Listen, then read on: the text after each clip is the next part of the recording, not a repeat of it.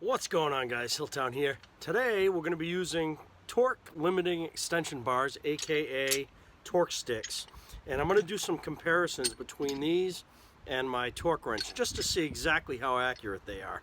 Now, I purchased these not with the intent of torquing to specified torque. The way I intended to use these, for example, the lug nuts on my truck we're going to be working on in a second. The torque spec for those is 140 pounds. My intention was to use the 120 pound stick, get them close, and then finish them off with a torque wrench. I don't think I'd put, complete faith in these to torque and walk away without checking them with a torque wrench, because they're not a precision tool. They get you close, they might be over a little, they might be under a little. It's always good to check them. If you're not familiar with these, the way that they work is when they reach their specified torque, for example, this one here is an 80 foot-pound torque stick. The steel basically flexes, absorbs the impact of the impact wrench, and it won't torque anymore. This particular set is 1/2-inch drive. They can be used with either pneumatic or electric impact wrenches. I'm going to be using an electric corded impact wrench today with these. We'll do a couple tests. So we're going to be concentrating on these two lug nuts here. You can tell I have them backed off. And what I've done is I put duct tape stripes on my impact socket, this 22mm socket, just to make it easier to see the rotation of the socket. We're going to test a couple of these torque sticks today on these lug nuts just to see how they compare against the torque wrench. The first one we're going to be using is the 120 pound stick. And what I'm going to do is the moment I see rotation stop, I'm going to let off as best as I can, because what I found is if you keep applying the torque, it keeps rotating the lug nut ever so slightly, and that can affect our outcome. So I'm just going to run these in until the socket stops. I'll do both of them, and then we'll check them against the torque wrench. Here we go.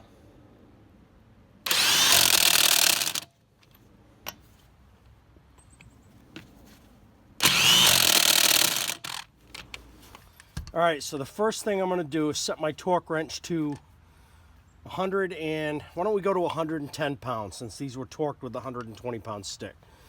I'm not going to go in 5-pound increments because it can be too difficult to see.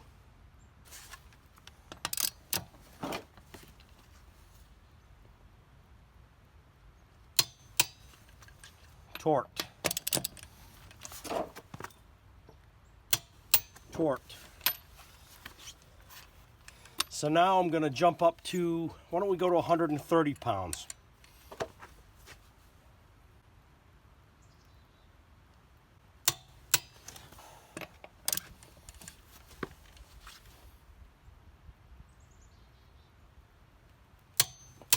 Ever so slight movement on that one. So they're close. Okay guys, this time we're going to try the 65 pound torque stick. Again, I have these on, threaded on by hand. Here we go.